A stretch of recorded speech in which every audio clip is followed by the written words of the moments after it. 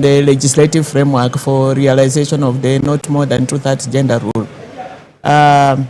So there has been a lack of political will to push that agenda, but basically it's patriarchy. Does the solution lie in appointments? Because the Kenya Kwanza manifesto says they'll give 50% of all appointive positions to women. Is that a solution? I think it would be, but it would be better if it is within a framework. Yeah. Because it can be done today and the following time it is not there. That's why we need a legislative framework for it. Okay. But that would be a good beginning if they give women those numbers. Yeah. But still, we'll need the legal framework to sustain it. Okay. Yeah. Professor Menya, what are your thoughts? Is it just patriarchy? Is that where the problem lies? Is that why we've been unable to get through the 2/3 gender rule? I think again it is it's a leadership issue still, yes. and I agree 100% with Dr. Baraz on this one that the leadership that we have been given looking at this thing as tokenism. Yeah. I think it is quite possible to implement this within the existing frameworks we have if parties actually put mechanisms within the party themselves. I mean, one obvious example would be to use party lists, and within the party list, you ensure that the different genders are represented accordingly, so that if a particular gender quota is down, then of course you go for the other gender. Yes, but of course we know that they are not interested in doing this. The day they would be, it will actually reflect. Is very, very easy to do. We have very many competent Kenyan women, and let me say on air without any fear of contradiction that in the architecture department at University of Nairobi, where I was, we are almost reaching gender parity. Yeah. 50-50 on the students. But it's because we believed there was nothing wrong with a Kenyan girl in terms of studying architecture, and we went out to schools and talked to them, and they came not on affirmative action. Yeah. They came on competence. We have enough competent Kenyan women. In fact, I think the problem is the other way around, that we have so many incompetent men occupying positions, and you can't figure out why. Yes, so I think it is political will. Under this one, I believe that, in fact, the political parties and government must be forced, using legal frameworks, to actually realize gender parity, as was envisaged in the Constitution. Yeah, but Nerima, what are your thoughts on this? Because there's someone who complains and says that the critics say that even those same appointments that we're talking about tend to be very skewed, and it's more about a political reward for political loyalists rather than the people who are competent. That there's a sense of that, but also this time it's a little bit different because party lists have been rejected. The parties had tried to put in individuals as favors, people who had stood for elective seats and lost them in the primaries, for instance. And IBC was very, very clear in ORPP. And so when they submitted them, they were rejected, and they've been given a timeline within a week, which is ending this week, to submit a new list. So we have seen the challenges in the space, and the right institutions are working toward fixing those challenges. But I also feel that the public doesn't quite understand the role of women representatives. Nerima, I have to interrupt you one more time because we're crossing over to the balloting session now. This is an important session. Let's see what's going on there with Nimrod Tabu and was taking us through that. Hi, basi. Naam, asante sana Trevor. Bila shaka kama tulivyofahamu katika awamu ya kwanza, Mheshimiwa Rigathi Gachagua yuko hapa, Mheshimiwa Bi Martha Karua vile vile, wote wamefika hapa, ugombea mwenza kutoka Kenya Kwanza na vile vile Azimio. Tutafanya kama tulivyofanya desturi ya kwanza, nitawaruhusu mmoja achukue kijikaratasi na mwingine. Asante sana. Halafu tuwaonyeshe watazamaji, yule atakayekuwa kwanza basi atakuwa ni wa kwanza kuingia katika jukwaa na kuweza kujitambulisha na kupata fursa ya kujibu swali la kwanza. Asanteni sana na natakia kila laheri katika mdahalo wa leo. Asante mtazamaji na kurudisha kwake Trevor. Thank you so much. Point, because the balloting then means whoever picked the first number is the one who will make first opening remarks and will be the first to make closing remarks as well. So that will be Honorable Rigathi Gachagua of the Kenya Kwanza team who will make the first opening remarks and also the closing remarks. Yes, Nerima, we're coming to you before we cross over to the debate which is about to begin in the next 3 minutes. Yes, I think that one way to debunk a lot of these positions is understanding the roles of them. And for women representative, I feel a lot of people complain about that position because they don't necessarily understand the role of women representative. Because a lot of people come to me and say, how much does she get? What does she even do there? Is it even necessary? I wish we would ask the same questions about our members of parliament across the board and ask them evenly so that we have the right people representing us and understanding how important it is to have people who qualify to represent us. Yeah, but as a young person, Nerima, what inspires the youth to vote? Because there are those who claim now, just like Justina just said, that it's the people who are electing the wrong leaders. What inspires them to vote? They have to be able to recognize an individual who identifies with them and their issues. I see a lot of youth who follow people that they feel are speaking sense to them. All right, I have to take a quick break now. When we come back, it's time for debate number 2 between Honorable Rigathi Gachagua and Honorable Martha Karua. That will be moderated by Sophia Wanuna and James Smart. Stay with Deputy Presidential Debates.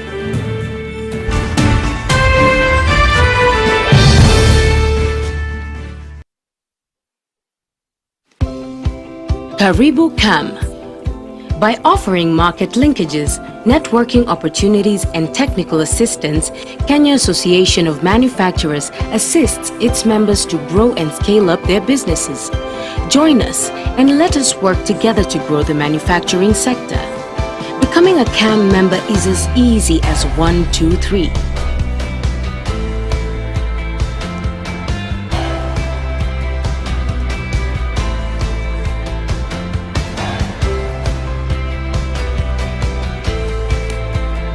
Kenya Association of Manufacturers, driving global competitiveness.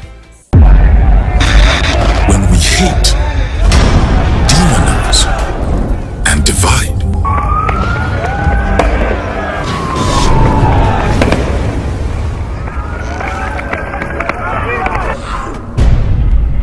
we become them and us. But when we unite in solidarity,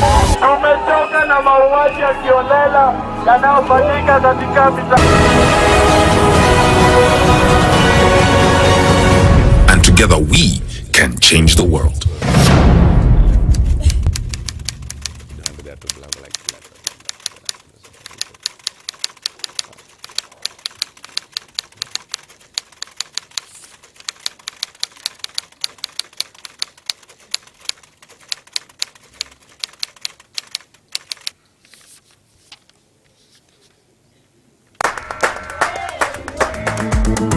I think the most important quality of a leader is wisdom, so that the decisions that are being made now, he knows how, it's like a chess player who sees 10 moves ahead. Unajua wakati ambapo mlipa ushuru analipa ushuru wake, anataka aone angalau kazi ya pesa yake ambayo anailipia. Hii pesa tunaamini kwa zinaishia kwa mifuko za watu binafsi. I think it's important that wealth is declared frequently, and if people have found ways to accumulate wealth very quickly, absolutely good for them, as long as, of course, that is done honestly and ethically. We need leaders who are well educated to understand the challenges that we face in the modern world. Kwa mfano, mtu mwenye amesomea ukandarasi wa barabara, mkiwa na kiongozi ambaye amesomea hiyo taaluma, una uhakika kwamba barabara za eneo lako zitakuwa zina usimamizi mzuri.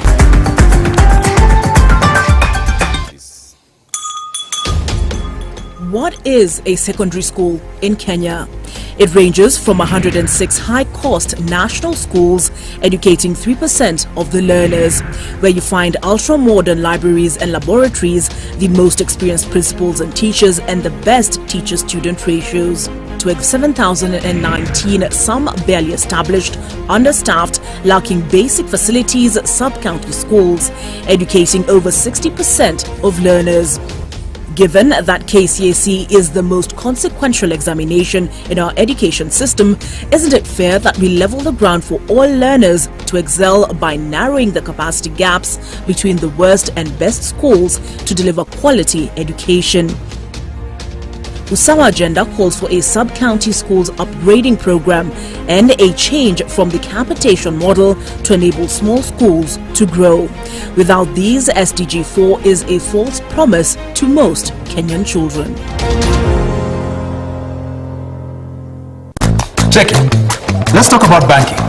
Or let's talk about dreams and goals. Your dreams, your goals. If you're like Louise, you value doing biz with ease. Or maybe you're like Dan, a family man with a plan. At Diamond Trust Bank, it starts with one dream, one goal, one deposit, and one transaction. Pamoja, let's make it happen. So don't just bank with us, bank on us.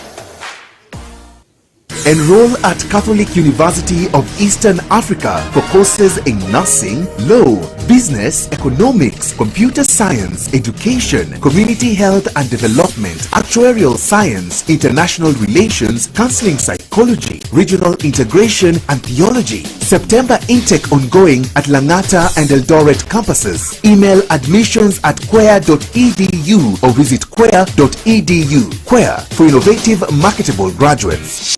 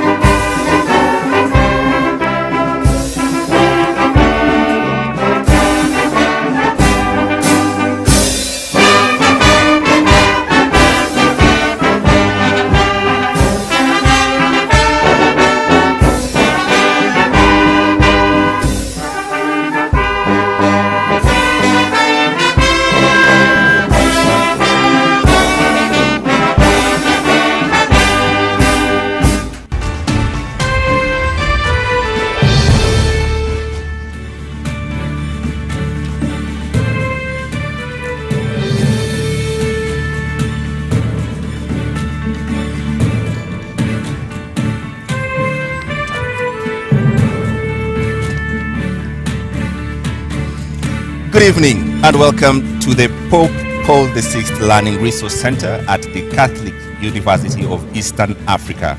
My name is James Smart of NTV. And I am Sophia Wanuna of KTN News. Welcome to the second and last of two debates between the running mates of the four presidential candidates cleared to run for president in the forthcoming election. This is the fourth of 6 national televised debates organized through a joint media presidential debates initiative, bringing together literally the entire Kenyan media fraternity.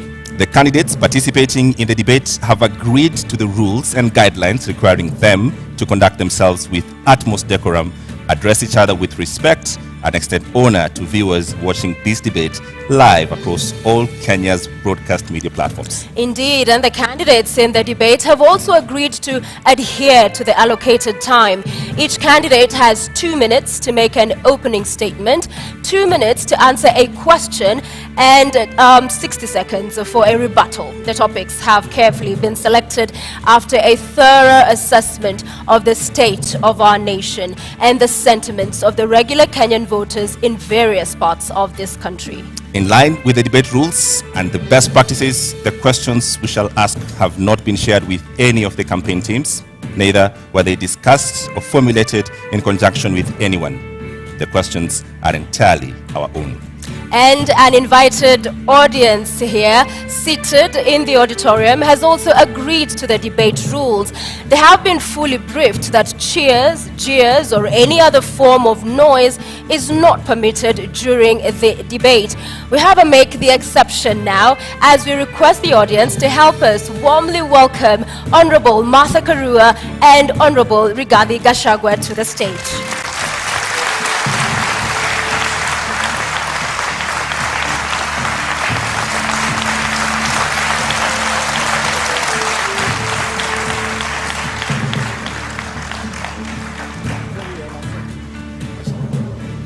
Karibuni sana. Honorable Rigathi Gachagua occupying podium 1 in order of that balloting exercise we just witnessed a few moments ago.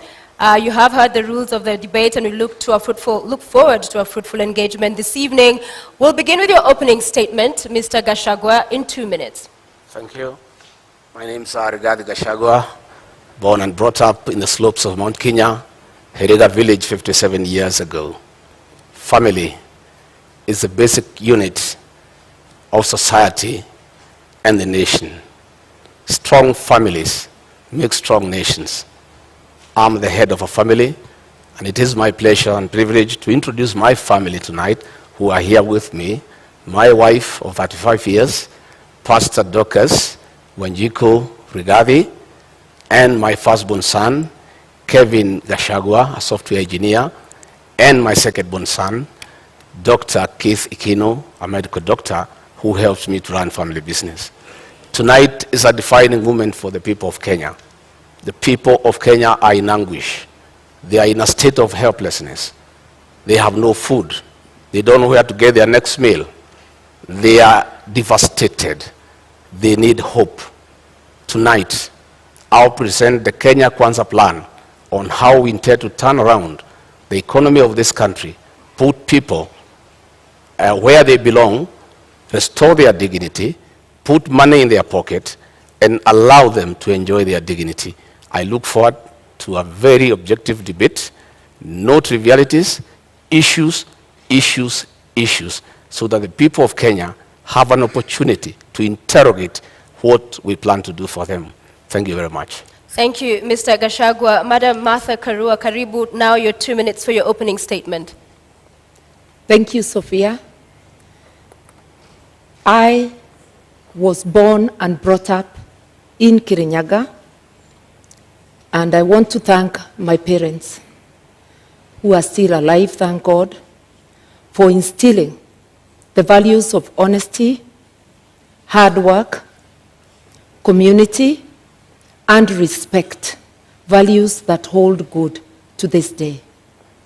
In this debate and in the audience, I have my family, my 2 children, Wawira and Edward, my grandchildren,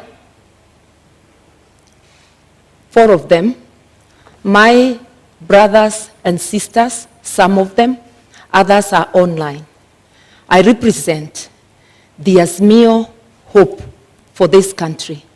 Azimio, together with Kenyans of goodwill, is out to rescue this country from the stranglehold of corruption cartels. This country can't breathe.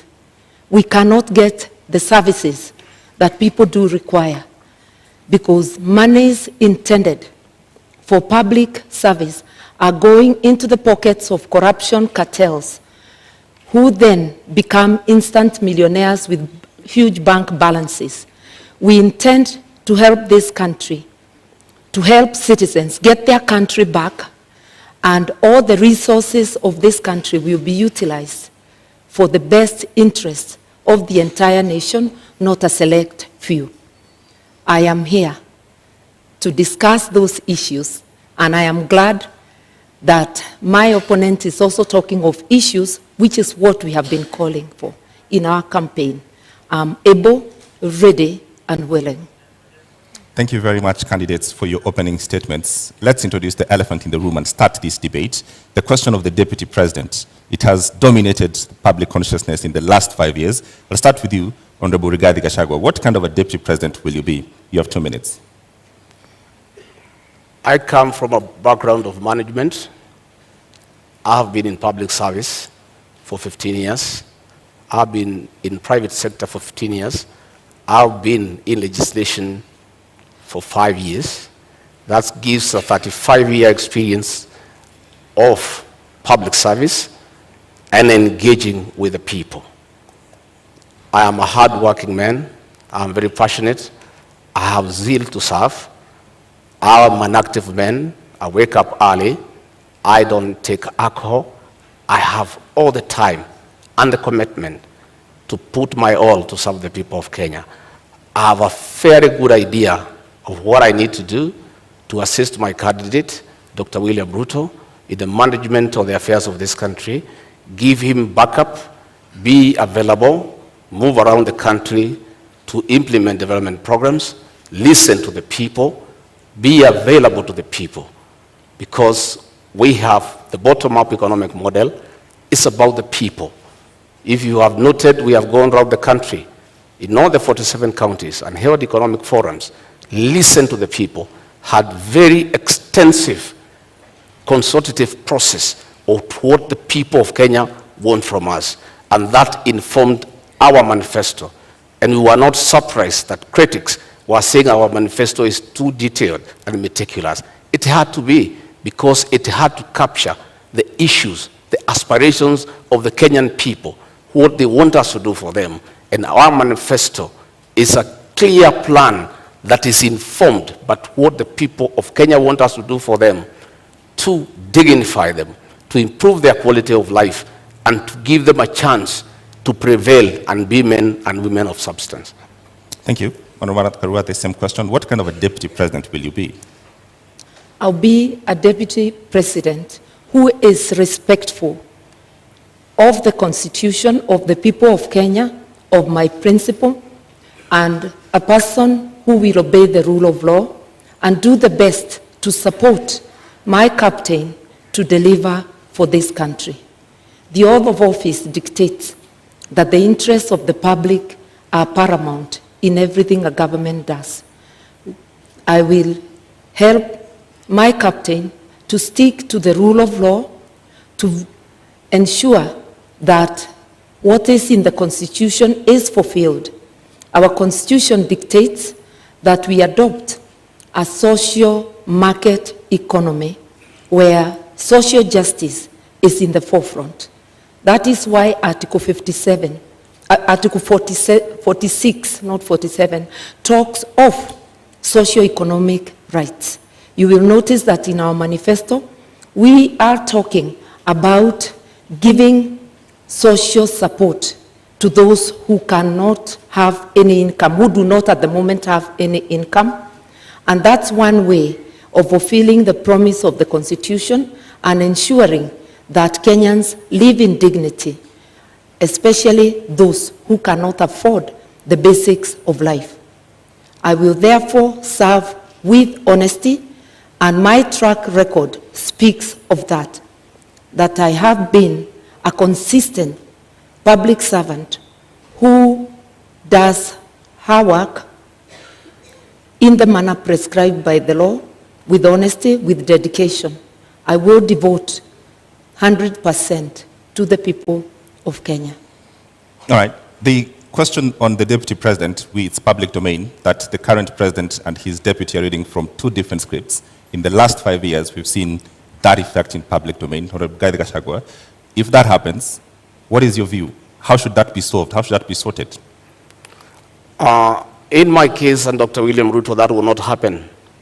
Both of us are strong-willed leaders who respect each other. None of us suffers from inferiority complex. At no time will William Ruto ever punish me or mistreat me because he has no reason to. I'll support him to be president, and he'll reciprocate that support. Between me and him, we are in agreement that we have no time to quarrel or disagree. We are inheriting a dilapidated country, a country that is on knees economically, a country that is facing an economic shutdown. We have no time for sideshows. We have no time for personal differences. We have no time for an inferiority complex. and competition that is unnecessary. We have a job to do. We are inheriting a 9 trillion debt. We are inheriting 6 million young people who have no jobs. 14 million Kenyans are in CRB. We have such a huge task ahead of us that it is unimaginable that Dr. William Ruto, Rigathi Gachagua, would digress on personal issues and petty matters to disagree at all. Each of us has a job well cut out. I have already been assigned to work on the economy. I have gone around the country listening to the people of Kenya. I have been to each and every county, and I brought those views that informed our manifesto. Going forward on election, our job is well cut out from day one. We have to implement our plan that is ready, and we have no time to disagree, to quarrel, to have different opinions. We are too busy to even imagine that we can disagree on any issue. We are brought together by a convergence that we need to serve the people of Kenya. And both of us love the people of Kenya and the ordinary people. And Honorable Karua, as I come to you, I mean, at the beginning of the presidency now, as we have it in 2013, it would have been unimaginable that would be today witnessing the kind of fallout we are between the president and his deputy. So for you, how do you execute differently and ensure we do not see this kind of bad blood drawn out? I think even when people have differences, because it is not possible for human beings to always think alike. That's why even our constitution acknowledges diversity of opinion. It is imperative that all debates or disagreements or arguments on issues happen in-house, and what is brought to the public must be the result, the agreement on the positions. And I think I'm very well prepared, and I'll continue to pray and address my mind that, one, the overall leader is the president. I am the principal assistant. With that in mind, that I'm a delegate of the president and can be required to do any work to support the presidency and the administration, I'll be ready, and I am ready. I have served as a cabinet minister for 6.5 years. A cabinet minister is a delegate of the president. A deputy president is a first among equals within cabinet in being a delegate of the president. It's not a different position. We will be able to moderate any differences of opinion on any issues and to focus on serving Kenyans and to be respectful to Kenyans. Arguing in public, calling each other names in public is not only a disgrace, it's also not respecting Kenyans who elected and put us in office. Yeah. So I will be very conscious, and I've been commenting on the current situation, which does not commend itself to anyone. Would you then perhaps, going by the experience this country has gone through, in terms of the architecture of the Constitution, should we have a rethink, perhaps from an elective deputy president to an appointive one, so that if things do not work out for the sake of country, then the president has that latitude? 2 minutes. Nothing wrong with the architecture of the Constitution, something wrong with our behavior. It is not that we need to amend to prescribe the relationship between the president and a deputy president. It is that we need to change our behavior, differ with respect, maintain deference for people who are above us, that even when you differ, the way you address them is in a way that tomorrow you can be able to once again sit and work together. And when it comes to my opponent saying that their manifesto or their plan was discussed by Kenyans, I want to remind Kenyans, Azimio was a product of a robust discussion, way ahead of anything our opponents have done. And my captain went around the country and he got Kenyans to express themselves, and that's how Azimio was born. That's how the agenda, the manifesto, was born. Consultative process as prescribed by the Constitution. We intend to continue with consultations, even in governance, because public participation is deeply embedded in the Constitution, which my principal and I fought so hard to put in place. All right, Honorable Gadi, same question. Supposing this were to happen, we've seen before and it's been part of our history, people call themselves brothers and friends and then they have a fallout. Supposing this were to happen, would you think it would be possible and great for us to have the Deputy President be an appointive position so that the President has the leeway essentially to fire you? That is a hypothesis. I like to look at life from a positive perspective. I always look at a glass as half full, not half empty. I have no doubt in my mind that we are a formidable pair. We are a pair that has been brought together by a common convergence to serve the people of Kenya, to spearhead, chaperone, and implement the third liberation, that is the economic liberation for the people of Kenya. And what has brought us together is so important that no sideshows can come in between. The focus that is before us, the need to restore the dignity of the Kenyan people, is such an important aspect of our lives, of our leadership, that it is incomprehensible that we could think of having sideshows and things that are necessary. And by the way, the situation between President Uhuru Kenyatta and William Ruto has not been brought because of ideological differences. It has been brought because of inferiority complex. Right. People must allow strong leaders to prevail. And you shouldn't have a problem when your deputy is strong and sharp and focused. You should just be able to accommodate him and use that as a strength to serve the people of Kenya. Had President Uhuru Kenyatta, in a second term, allowed William Ruto to help him manage the affairs of this country, we will not be where we are today, where Kenyans have no food, where unga is at 250 shillings, that they have to run around to look for a package to try to deal with it to save this election on their part.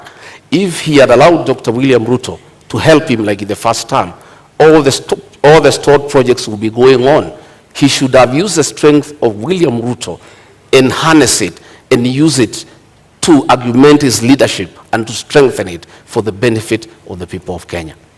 However, Honorable Rigathi, just quickly to follow up on that, we have seen Martha Karua in 2009, it was, resign after they disagreed with the president as a minister. You saw the former deputy governor Nairobi, when they could not work with the governor, again resign. So isn't it on principle that those who push for, if it doesn't work out? I don't think it is honorable to be a quitter. I think you must fight from within and pursue what you intended to do. When the Nairobi deputy governor quit, he left a vacuum in Nairobi, and that allowed President Uhuru Kenyatta to bring the military into the city. You know, because if he was there, the mess in Nairobi will not be. You cannot be a quitter. You must fight on. My sister, Martha Karua, quit President Mwai Kibaki's government when Kibaki needed him, when Kibaki was in trouble, when Raila Odinga was making life impossible for him. Mwai Kibaki needed Martha Karua. And at a time when Martha Karua needed to assist Mwai Kibaki, she quit. Mwai Kibaki is and has been the gentleman of Kenyan's politics, an amiable old man, a good man, a respectable man, a man who was listening to everybody. Any leader who could not work with Mwai Kibaki, I have serious doubt that leader can work with anybody else.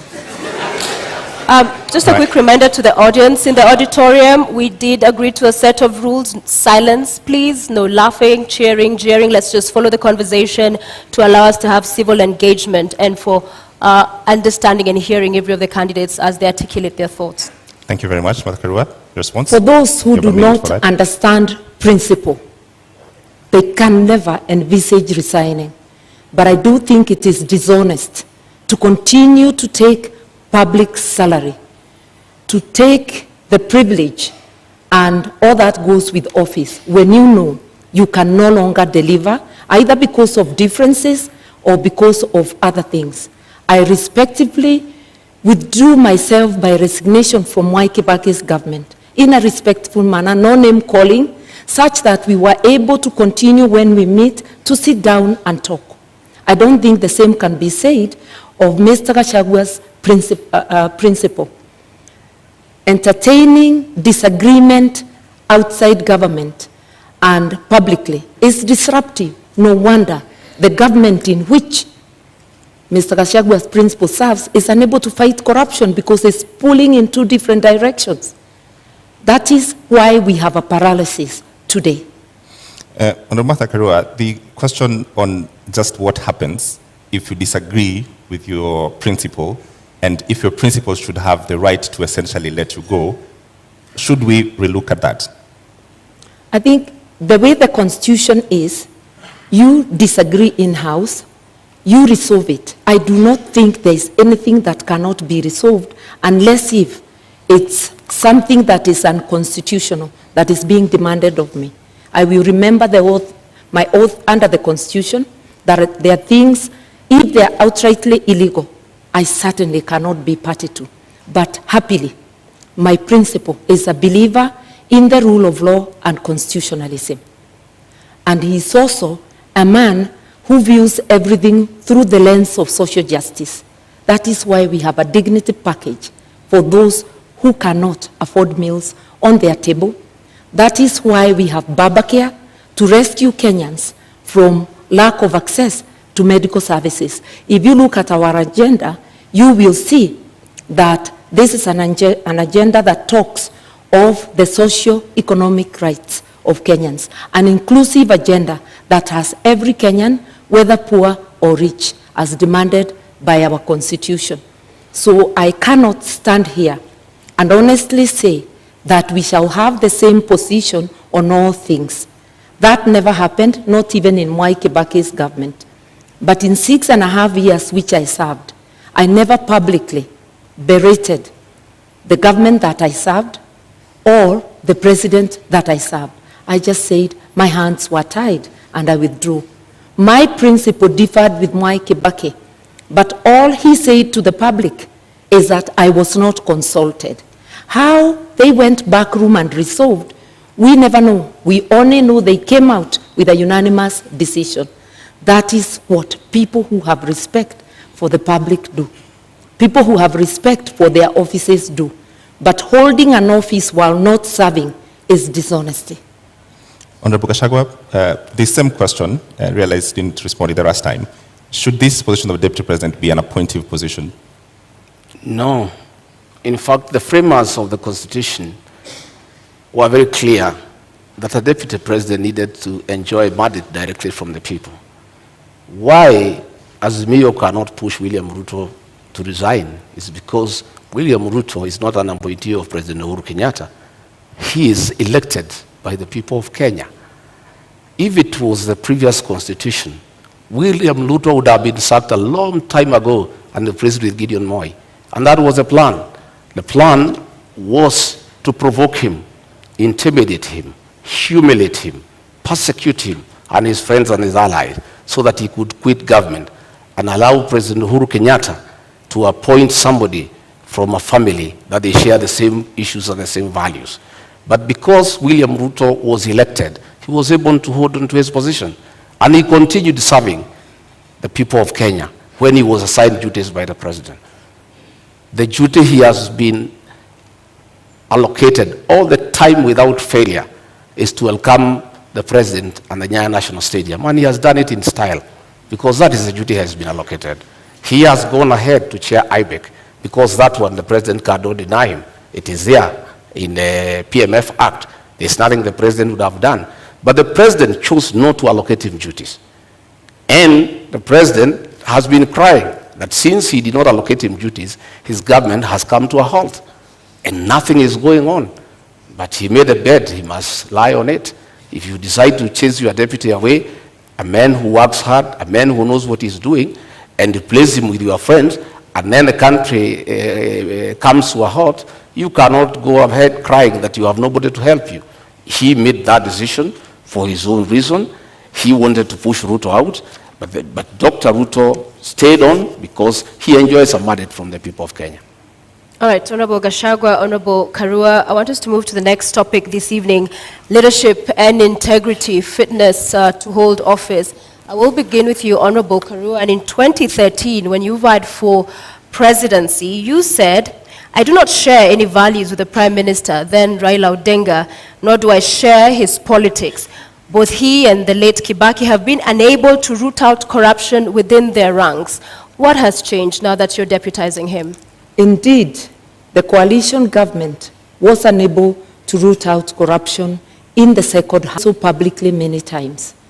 Raila Odinga was a presidential candidate in 2013. I too was a presidential candidate. My statement that they were unable to fight corruption did not indicate they are the ones individually perpetuating corruption. It meant there was corruption in government which they failed to act on. I believe that a combined ticket of Raila Odinga, Martha Karua will do the best to fight corruption. I resigned on principle because one of the things I felt let down on is the failure to tackle issues of graft. Raila was a prime minister, a co-principal, the late President Kibaki was the first among equals as the president. Whatever dynamics, I do not know of. But it is recalled that shortly after that election, I worked with Raila. Na Kenya and I were friends of NASA, not NASA, of CORD. And we worked together until 2017 when I decided to run for governor and supported Jubilee. We have been able to work together, have a history of working together in our 30 years of being in active politics, and I know that his policies align with mine. I did mention that we both view our actions through the lens of social justice, and that is what has drawn me to work with him. Just a quick 1 minute, I will add you on your time that when you said I do not share any values, you've addressed the issue of corruption and graft, but you do not share any values and even agree on his brand of politics. What do you say to that? Because values, this is... As of that time, I felt I did not share anything with him. And remember, we were candidates. There is no way you will praise the other candidate. But I can assure you that it is not because I thought he personally was responsible of any wrongdoing, nor did I feel that President Kibaki was personally responsible. But there were rogues within government they failed to act on. And I felt my hands were tied in the performance of my duties. And therefore, as I campaigned for myself, I actually was saying, look, you've been unable to fight corruption, just like the Jubilee administration under President Uhuru Kenyatta and Dr. William Ruto. And they are still in government together up to now. And we saw Dr. Ruto attending cabinet a week ago. They've been unable to fight corruption. You can't hold one side of government and say the good one is mine and the bad one belongs to the other person. That's double speak. Honorable Gachagua, just so a moment. I think Honorable Mother needs to come through to the people of Kenya on being consistent. Honorable Mother is on record saying that Raila Odinga and President Uhuru Kenyatta should retire together. Not a long time ago. She seems to have changed her mind that they shouldn't retire together. In fact, that President Uhuru Kenyatta should continue governing through proxy, and Raila Odinga should purport to govern as a proxy of Uhuru Kenyatta. At what time did she change her mind? Because it's on record, she went public to say that the two of them should retire together. Now, she is the running mate of Raila Odinga. She's a project of Uhuru Kenyatta. The two people she said they should retire together, she seems to have changed her mind. And it is my considered opinion, and I believe for many Kenyans, that being consistent is very important in leadership, especially the position she aspires. You need to be consistent. When you say this today, you must be able to live to it tomorrow. All right, I want to allow Martha to respond to that, but first I want to come back to you to give you another minute. A moment ago, you said that Gideon Moyo was supposed to be appointed.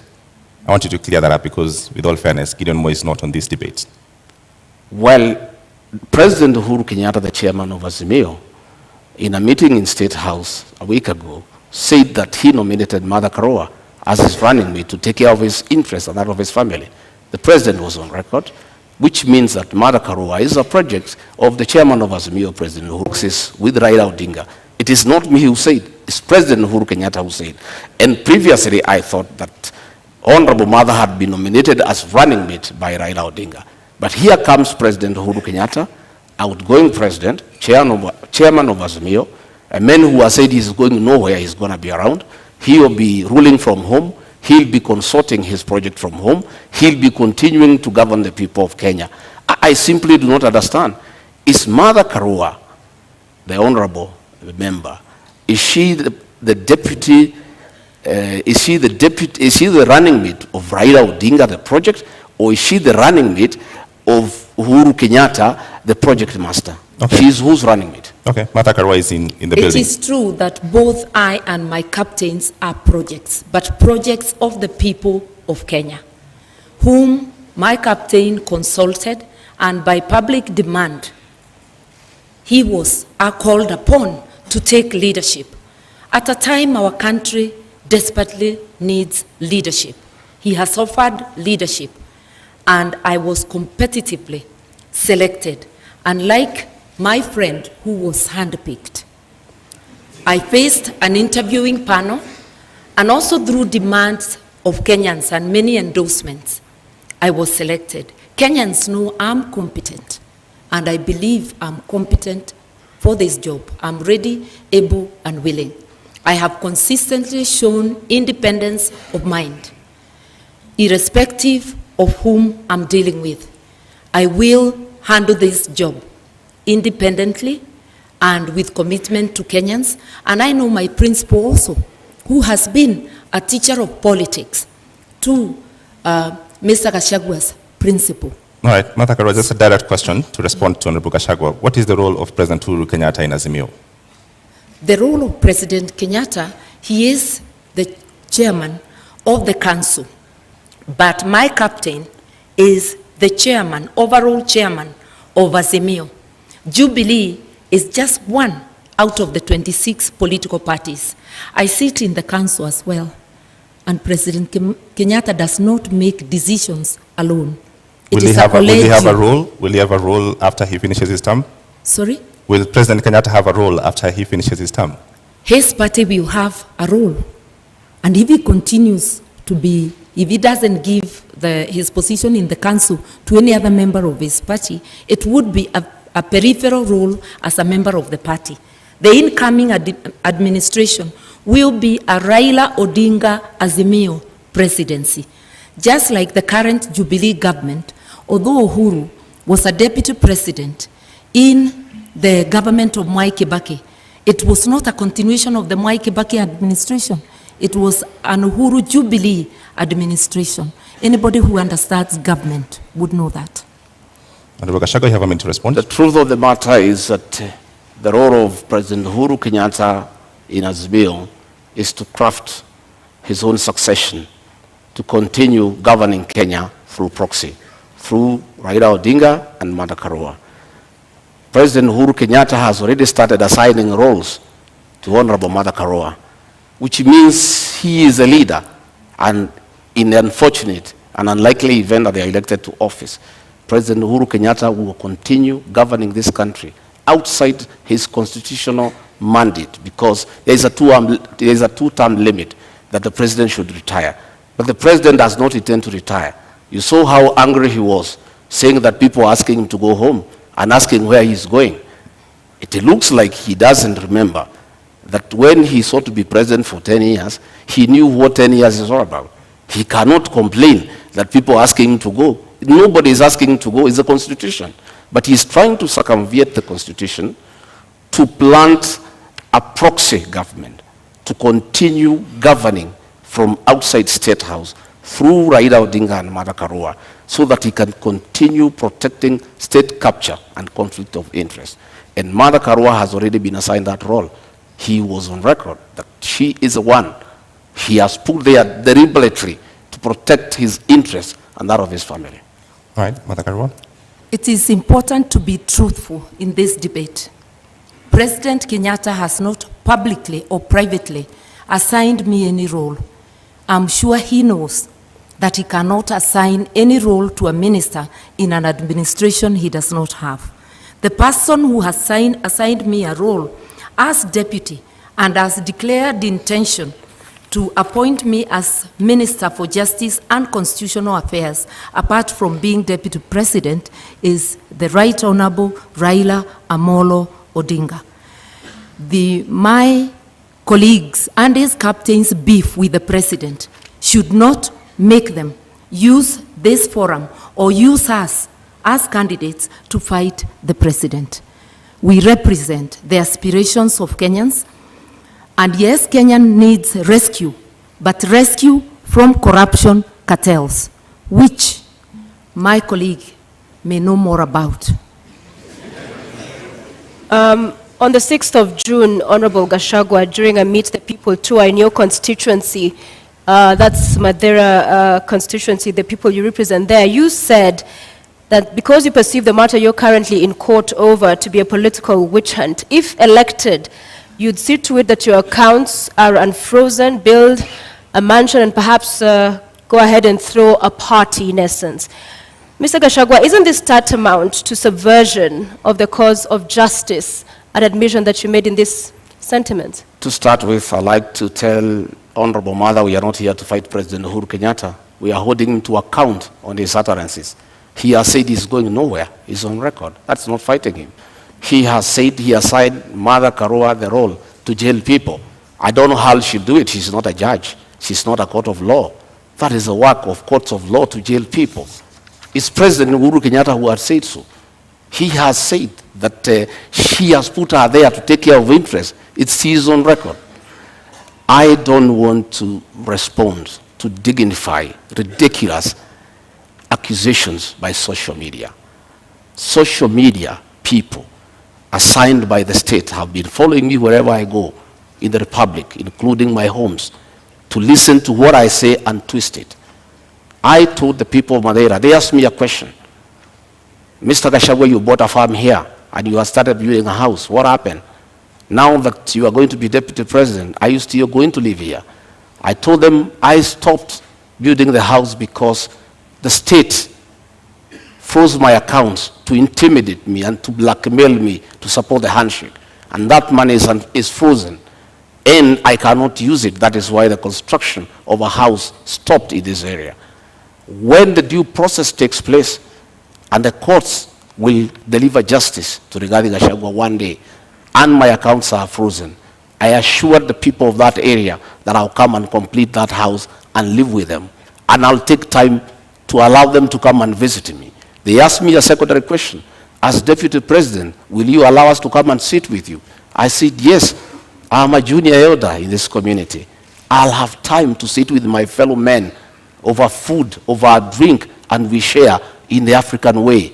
I say the women in this area will come and sit with Mama Gachagua and have kesha, because my wife is a pastor and she likes doing kesha. And the women wanted to know, will they be allowed to come to the home of the deputy president to have kesha with Mrs. Gachagua? I confirmed, yes, I'll be deputy president, but I'm still the same old guy who hangs around here. A very generous person who spends all his time with the people. All right, Mr. Gachagua, you have a national audience. What is the source of the money that was frozen? Because that is the context. Pardon? What is the source of this money that was frozen? I have said many times that I'm a victim of blackmail by President Uhuru Kenyatta, whom I served as personal assistant. President Uhuru Kenyatta wanted me to abandon William Ruto and join him in fighting him, and I said no, because he didn't give me a good reason. And he blackmailed me. He sent Nancy Gitawe, his advisor, to threaten me that if I don't abandon William Ruto and join him, I'll face the music from the state. And one problem started after another. They froze my accounts, KRI froze all my companies, then they arrested me on trumped-up charges for 1.5 years, no evidence in court, nothing. I'm a victim of blackmail and persecution by Uhuru Kenyatta using the state criminal justice system to manage politics and deal with those who don't agree with him. Honorable Gachagua, with all due respect, you've not answered my question. What is the source of the money that was... The money that I have is well documented. I am an astute businessman. This is money that I made during the reign of Mwai Kibaki when the economy was thriving. I made over 200 million and invested in an account.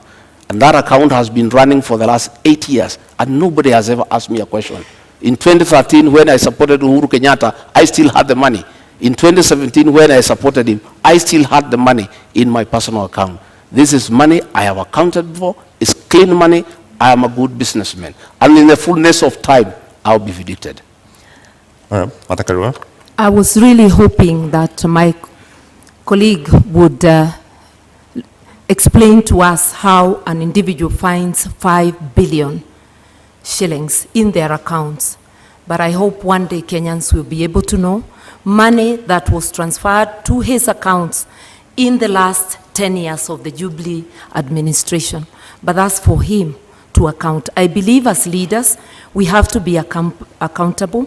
That is why there's declaration of wealth, so that as you enter office, people can know how much you are worth, and as you exit, or in the middle, they can monitor and see how you are progressing, whether it is from your salary, and if it's from business, it has to be a business that can be ascertained.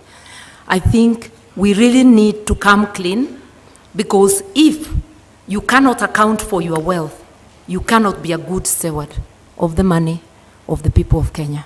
So this is a question to both of you. You've brought up the subject of wealth declaration. Yeah. What are you worth, Honorable Karua? I think about just about 150 million, and that is because the 56 million I had declared in 2013 has appreciated because of the inflation. I haven't had any new properties, but I'm a person many may not understand. I'm not thirsty for land. I'm not thirsty for worldly goods. I'm happy to have a house I call home. I'm happy to have a house in my father's land. I do not look for property. Not everybody is hungry to amass. I'm hungry to do something to help my country, to transform the lives of the people. Right. So if you're looking for Martha Karua to be a billionaire, no, I am not hungry for billions. Honorable Gachagua, My how much account are did you worth? not receive 5 billion. That is propaganda. I have 200 million. That is the money that is held. 200 million, 64 million, I worked in the Ministry of Lands and Settlement. 10 million, I worked in Kenya Power.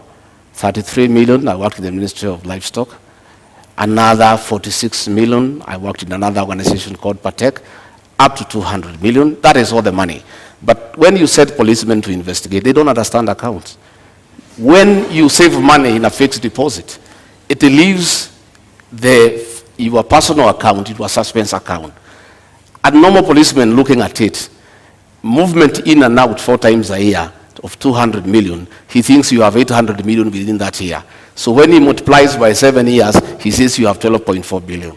That is the folly of the kind of investigations we are having in this country. I don't have billions. I have 203 million into that account.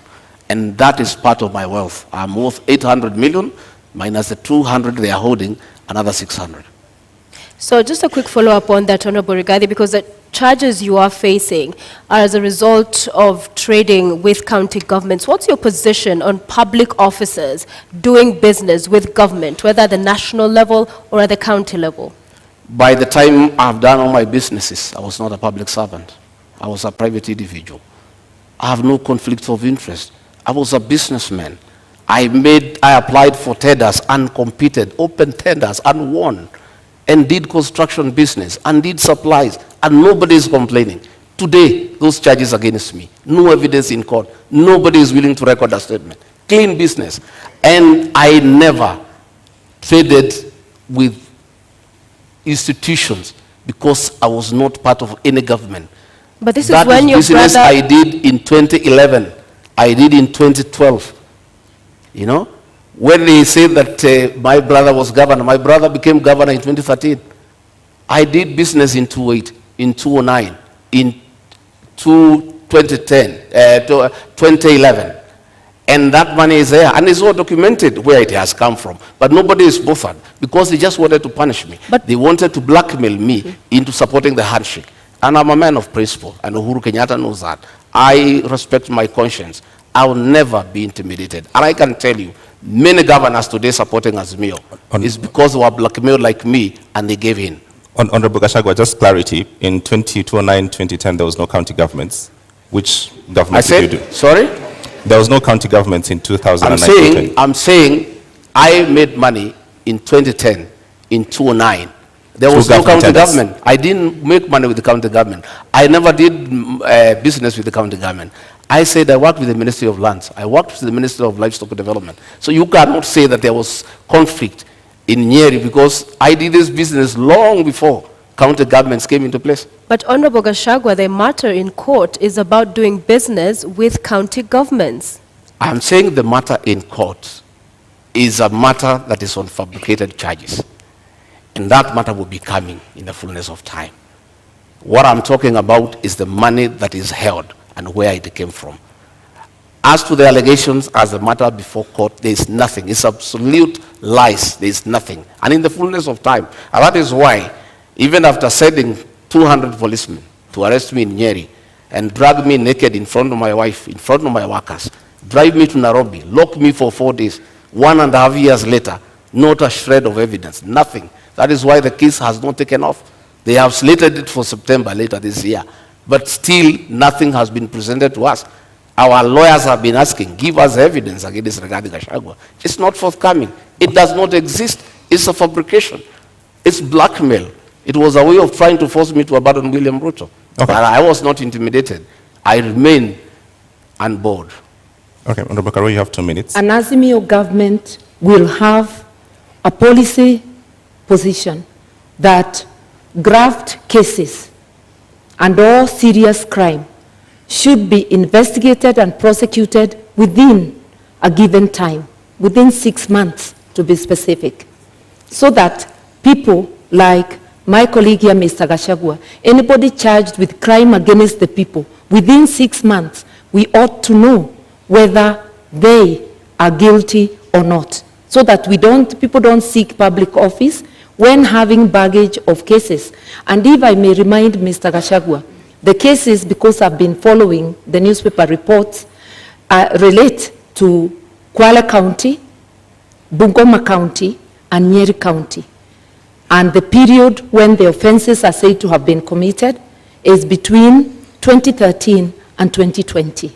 So it is important, even from a personal position, that a person gets cleared and that you do not instruct advocates to delay the cases, because what we are having in our courts is really a circus, where one is charged, you are holding public office, you continue holding public office, elections come, and now we have seen new language in the courts that to allow them to campaign, the case is further delayed. Kenyans need to know, and even the person accused needs to know, so that they do not give excuses. We have repeatedly said with my captain that whether it's my daughter, my blood relative, or a member of the opposing camp, the law must apply equally to all. And everybody must have a swift chance to clear their name in court or for the court to declare them guilty. We are here to help Kenya organize itself in that manner by engaging with the players in the justice system and having a policy position. All right, Honorable Gachagua, you have a minute to respond. For clarity, have you done business with county governments? Allegations remain just allegations. Honorable Mother knows, and I'll never take her on allegations. A British newspaper accused her of receiving a bribe from BET, but I cannot come here and accuse her that she's corrupt because of that allegation. Because an allegation is an allegation. The people of Kirinyaga have been complaining that she used her office as justice minister to take land in South Gariama and give it to her relatives. But that is just an allegation. The issue here, Sophia, we would like the issue here, Sophia, is that we need to allow. We'd like to remind the members of our audience to please do not cheer or jeer and allow our candidates to present their issues. Please go ahead. The issue here is that we need to allow independent institutions to fight corruption. President Uhuru Kenyatta has cried inability to fight corruption because he was lenient. He was lenient because the people involved in mega corruption are close to him, both in family and friends. That is why he was lenient. But had he allowed independent institutions to fight corruption, the issue of leniency would not arise. Had he allowed independent institutions to fight corruption without getting involved, Rigathi Gachagua would not be in court, because independent institutions will never take people to court without evidence. What the Honorable Karua is saying, that we need a law to hasten cases, is not the solution. Honorable The Gachagua, your solution time is is to up. take cases to court when you have evidence. Martha Karua, you have a minute to rebut. I just want to let Mr. Gachagua know that I do not have an iota of public land anywhere, in Kirinyaga or anywhere. I do not own land in South Gariama. I am glad he knows they are just allegations. And I challenged the current administration that is there, and I'm not in power in Kirinyaga, that if there is truth to that allegation, then they must swiftly take me to court and recover. So once you challenge those making the allegation and they don't do anything about it, then the matter is closed. The only land I own in Kenya is the house I live in Nairobi, and the house up country, which is on my father's land, and he has included my name in the title. I said I'm not land hungry, and I'm not hungry for material wealth. Those who are hungry may never understand that. Relating to BAT, it was money paid to my campaign secretariat by a donor, not paid to my personal account. Later, it transpired that it was money from a company. The matter has been investigated in UK, and the file has been closed. I also challenged the DPP of the government Gachagua's principal serve in 2016 to investigate and prosecute me. All right, so those matters your time is are up. allegations. Thank you very much. Time is up. But now that we're talking about funds, you all are traversing the country with choppers and legions of teams. How do you finance your campaign, Honorable Gachagua? How much does it cost? Pardon? How much does it cost to finance your campaign? Pardon? How much does it cost to finance your campaign? Oh, the sound is not working here. Sorry. I can't hear you properly. I apologize for that. Yeah. How much does it cost to finance your campaign? Well, it's difficult because we don't have a centralized command. Our campaign, we are raising funds from people, and mostly is in materials, is in donations in terms of choppers, in terms of vehicles, in terms of fuel, in terms of personnel. And really, what you need in terms of cash is not much. This campaign of Kenya Kwanza is bottom-up driven. A lot of hustlers have taken time to give their all in terms of time, in terms of materials, in terms of support in kind. There isn't much about cash. So it's very difficult at this stage to quantify and say, this is the amount that we are going to use for this campaign. What I know is that in the next 1 week or so, we'll now be talking about real figures, because we have to mobilize agents, we have to mobilize vehicles, we have to get people to protect the vote. Those people need to be given allowances. That is when now we will come to the cost of the real campaign. All right, Martha Karua, the same question. How do you finance your campaign? Through public donations in cash and kind. We had a fundraiser just the other Friday, but the donations are a continuous process. The Azimio campaign secretariat is keeping tab. My personal campaign organization, the New Dawn Trust, is also keeping tab of all donations coming to me. And it is the organization that had received the money you asked earlier for BAT. I do not mix campaign money with my own funds, because you have to maintain integrity even with donations. We have choppers donated. There is a chopper I personally use, which is a donation from a kind corporate friend. And we have many such donations. And I want to remind Kenyans, my captain, the Honorable Raila Amolo Odinga, has had choppers in his campaign even when he was out of government. Like the 2007, I think they flashed more choppers than the PNU side I was in that could have. He is a man known for his capability to mobilize resources, both human and financial, for campaign. And I'm very lucky to be his running mate. Talk to us, Honorable Gachagua, about corruption and election campaigns financing. A lot of opaqueness there, clearly, even from this engagement, and laws around politicians being accountable and there being an eye inside what's going on have not seen day of light. So what are your thoughts? Is there any nexus there?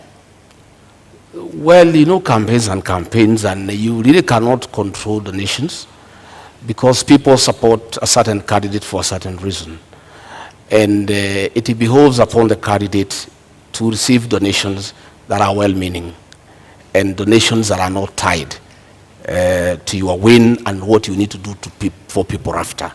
And that is the basis of our campaign. I personally have many friends who are supporting me. They have not demanded anything for me in return when we form government. They think we have got a good plan. They think that we need to be given an opportunity to run this country and turn it around. They think that the real thing is the economy. They think that they need to help us to move around the country. And they are well-meaning.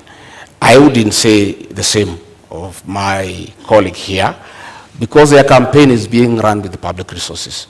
You are aware that the PS Interior has been meeting chiefs and assistant chiefs who are public servants and give them instructions to work for Azimio. You have seen their meetings being attended by chiefs in uniform. That is the misuse of public resources.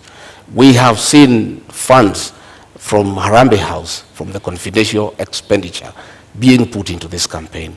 Many of the town hall meetings they are holding in the Mount Kenya region, all the delegates are given 1,000 shillings to go home.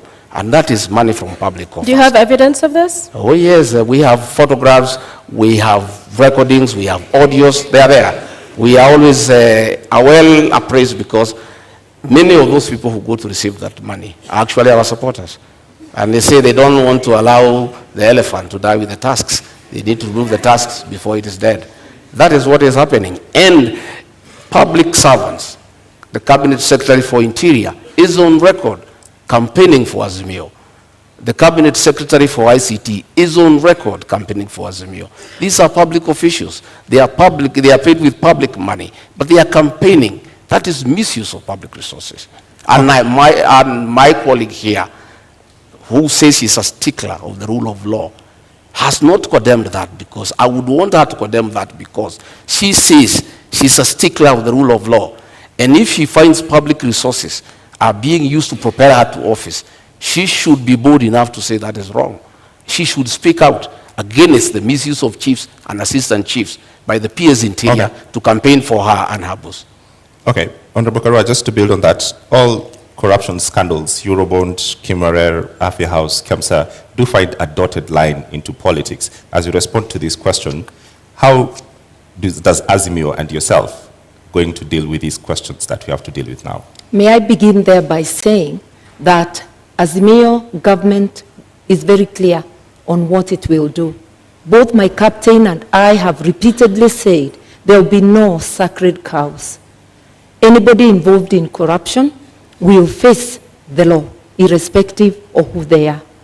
As for campaigning with public resources, that's a fabrication.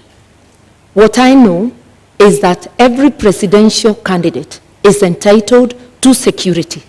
So there will be security apparatus, whether it is the Deputy President's campaign or the Right Honorable Raila Amolo Odinga.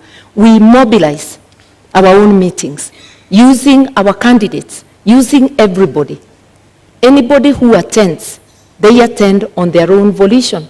Yes, there are some cabinet secretaries who have attended our meetings, but they have sometimes attended as a by the way. When they attend deliberately, it's of their own volition and it's not because we need them to mobilize. Let nobody forget that there is no political operator who can mobilize more than the Right Honorable Raila Amolo Odinga. I also personally do not need help to mobilize. I've been in this game for 30 years. When Mr. Gachagua was still a DO, I was in politics. All right. You have a response to that? 1 minute rebuttal? Well, I have no rejoinder for that. My request is that it is about time we move to the real issues that the people of this country need to know. What is our plan? We have talked many issues, and that is a good thing. But the people of Kenya need to know what does Rigathi Gachagua and William Ruto have for them? I'm hoping that debate will come around tonight because it's important. Because many Kenyans are glued to the screens. They are waiting to hear. They want to know about health. They want to know about education.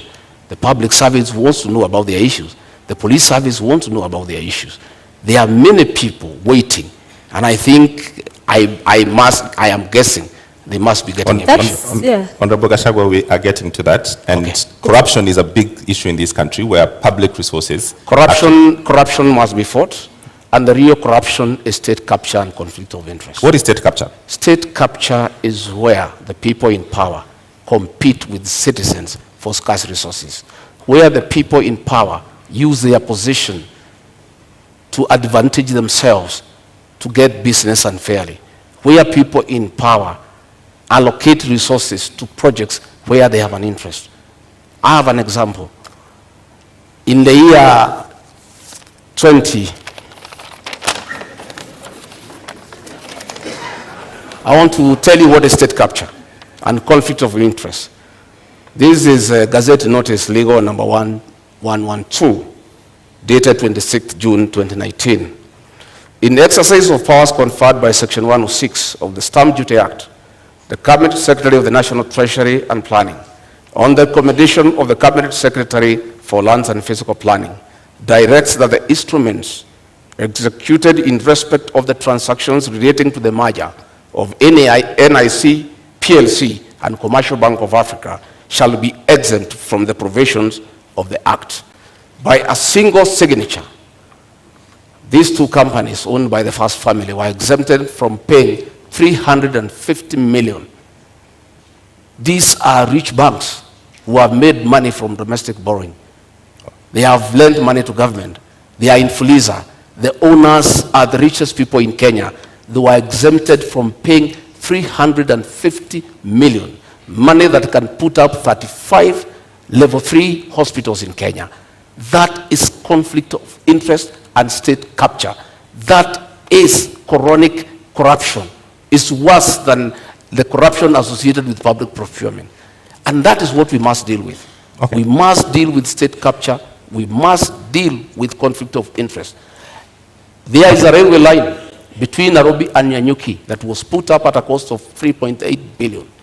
That railway line serves one company that supplies fuel to Nyanyuki. All right, Honorable Gachagua, thank you very much for this. Unfortunately, I cannot authenticate this document. You asked me what is state capture. I'm giving you time, but I cannot authenticate the document that you just read right now. So I've seen in your manifesto that you would put a commission to investigate these bribes. Would you go after the first family? We will not go after anybody. We'll go after all those who are in state capture and conflict of interest. Who are they? But what are you saying? That will come out in the commission. I'm saying there will be a commission because the real corruption that we need to deal with, not what Honorable Mother is talking about, is state capture and conflict of interest, where the people in power have used their offices to usurp public resources to their advantage and to the disadvantage of the rest of Kenyans. You are aware that the milk industry has been monopolized by state capture and conflict of interest, where the owners of that monopoly decide how much to buy from the farmers and how much to sell to the consumers. So, Honorable, and extort the people of Kenya. Clarity for the Kenyans who are watching. At the center of government is President Uhuru Kenyatta. Are you going to go after President Uhuru Kenyatta finishes his term? I have said we are not talking about individuals. We'll deal with state capture and conflict of interest. Anybody who is involved in state capture and conflict of interest will be held to account. The first family, sir. So grab the bull by its horns. Don't perhaps cut around the issue. You are talking about the first family.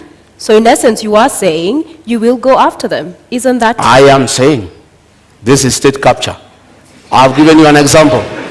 You will feel for yourself what needs to happen. All right. And I am saying that is what we need to deal with.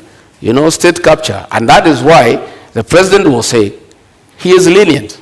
He cannot deal with state capture. He cannot deal with conflict of interest. Okay. He can't. Thank you very much. I want to help Mr. Gachagua. State capture is the repurposing of the state to serve individuals rather than public good. And corruption cartels in this country, whoever they are, have strangled the country. I opened by saying Kenya can't breathe. Our health services, their money is taken, the money for agriculture, for fertilizer subsidies, money for building dams such as Kimwerel, Arol, Galana Kularu, which was supposed to help Kenya feed itself. That is what state capture is about, that every penny intended for the public, a majority of it is ending up in people's pockets. This is not about families or individuals. It's cartels, and cartels are organized people, gangs of criminals, because what they are doing is committing crime. And you don't need a commission to punish crime. You just need serious law enforcement. And if you find roadblocks, that cases are taking too long, then Parliament can be used to do its work, to consider proposals from the government, to pass laws that fast-track such cases. We all know that election petition cases take 6 months. Why can't corruption cases similarly take such a period? That is the debate that must go to the National Assembly. Mr. Gachagua serves in the National Assembly. I have not heard him talk about corruption except when defending his own position in the case he's involved in. In contrast, I'm out of Parliament. I've been vocal, whether it's KEMSA, whether it's any other corruption. And I've also been vocal in upholding the rule of law and reminded my brother, President Kenyatta, that he cannot serve beyond his term, a position he holds at this moment, that he is going home. So, Honorable Karua, do you agree then that there's state capture in Kenya? And secondly, what do you make of their proposal to form a commission of inquiry into the same in Kenya if elected? That just expresses their reluctance to fight corruption. In fact, Mr. Gachagua's principle is captured on tape in an interview in this country, saying that corruption, he doesn't think corruption can stop a nation from developing. With what money will a nation develop, invest, or even provide services if the corruption cartels are taking 2 billion shillings a day, which translates to stealing 40 shillings from every person? In an average household of 6 people, that's 240 shillings, 2 packets of unga at the discounted price of 100. Kenyans need to understand. They're hungry, they're without medical service, without fees for their children, and without free education, because corruption cartels are strangling the nation. That's why we can't breathe. Once we understand that, then we will vote for people with a track record, like Azimio, people with the will to fight corruption, people who are prepared to confront the monster and to apply the law evenly, irrespective of who is mentioned. So do you believe we have state capture in Kenya? There is state capture, yes, by corruption cartels, organized criminal gangs who plunder our resources daily. 2 billion shillings a day, which is authenticated by the Auditor General, translates to 765 billion shillings. The amount of money we need for the social support is just 144 billion. The rest can be used to pay debt, to do other things. We intend to seal all those loopholes so that Kenyans can have advantage of their resources. Honorable Karua, the names of every corruption scandal, Kimwarer, Kamsa, Eurobond, they're all government officials. Yes. How do you deal with that? That is where the state capture is coming. If you look at them, it's not about families, it's about individuals who choose. Because I keep saying, no mother has baptized their children the name corruption. It's a behavior an individual deliberately chooses. And state capture can even become a tool during elections, where empty promises are given to entice Kenyans to further surrender their sovereignty to corruption cartels. I'm urging Kenyans to look at the track record of each of the formations that are seeking the presidency of this country. I am confident that a reasonable look at the candidates present, as Kenyans will commend themselves to vote for Azimio.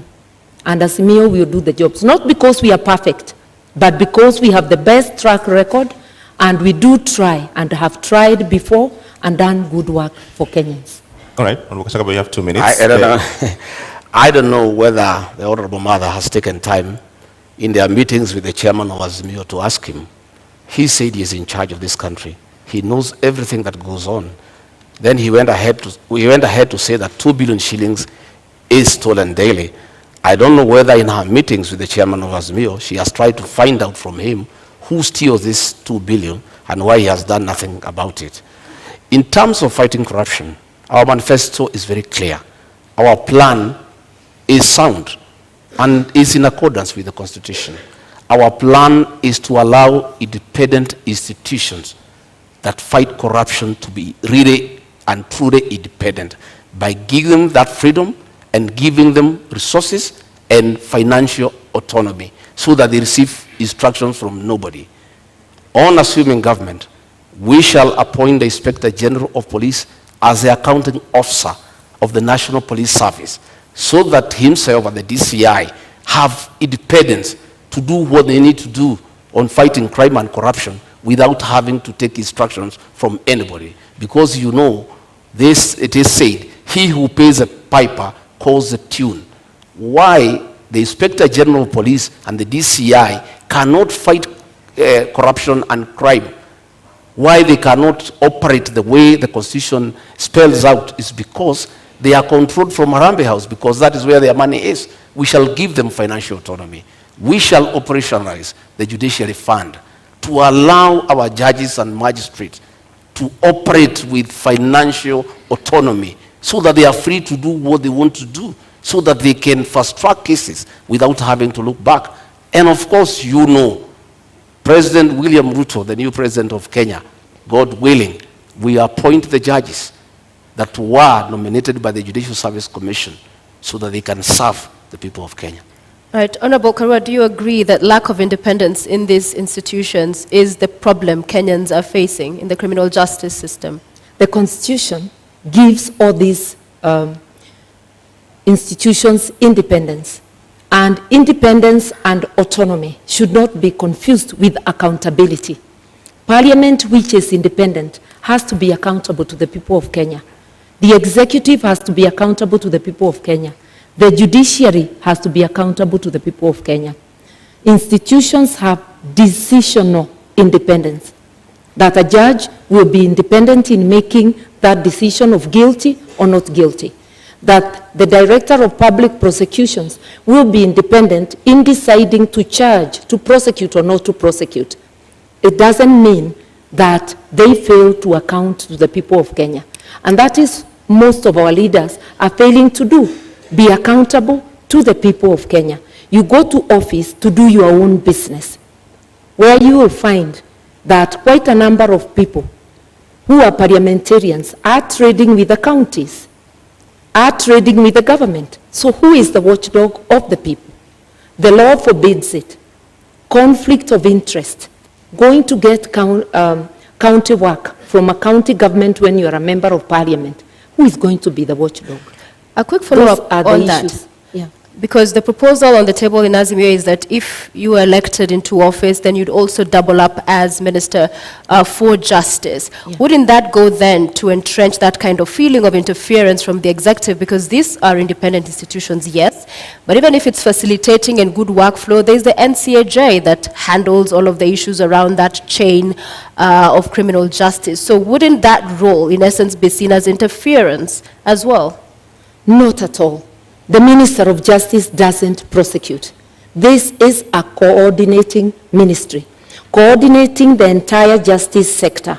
And we had such a program even during the Kibaki time known as Justice Law and Order Sector, to give policy direction. Then each institution goes and works on its own.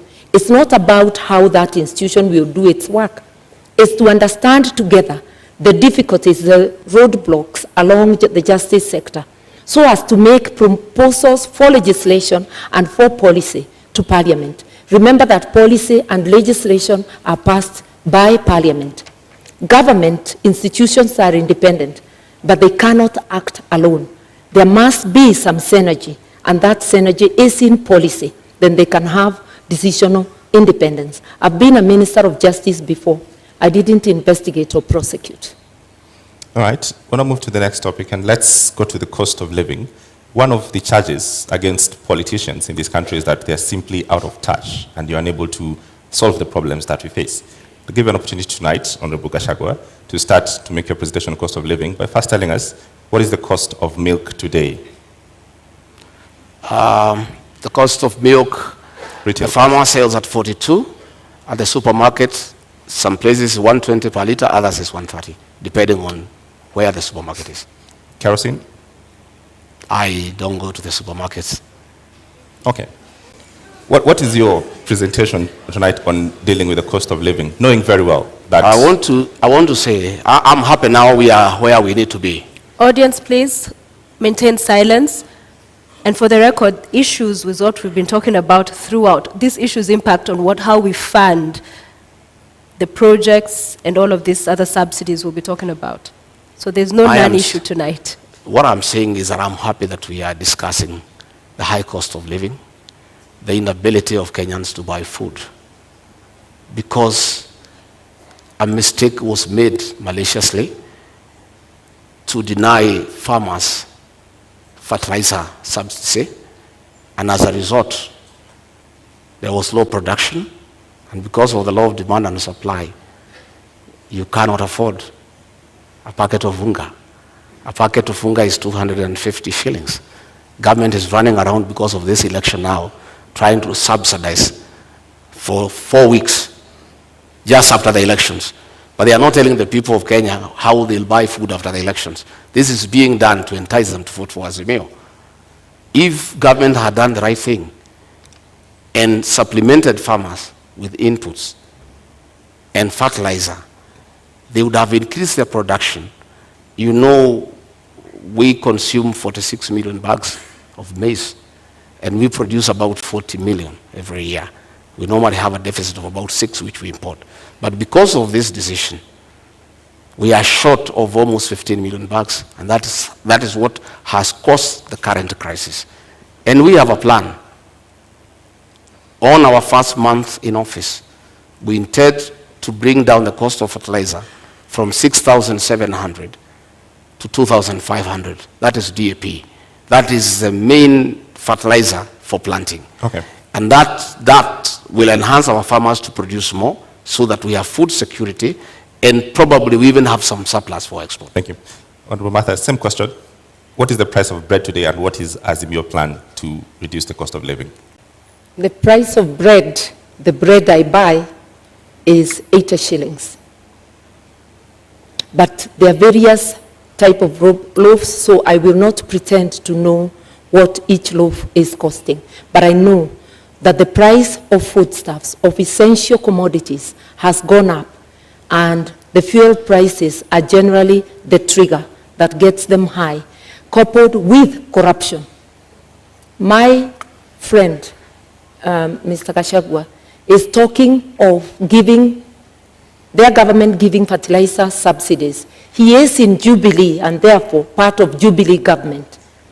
He is in Parliament courtesy of Jubilee, but he doesn't know that currently the Jubilee government has a fertilizer subsidy and a bag is retailing at 2,900. The only problem is with the distribution, because the cartels are making sure that they buy most of it. Only a paltry gets to the farmers. It's again sold at the higher price. For us, the first, second, and third agenda is to fight corruption.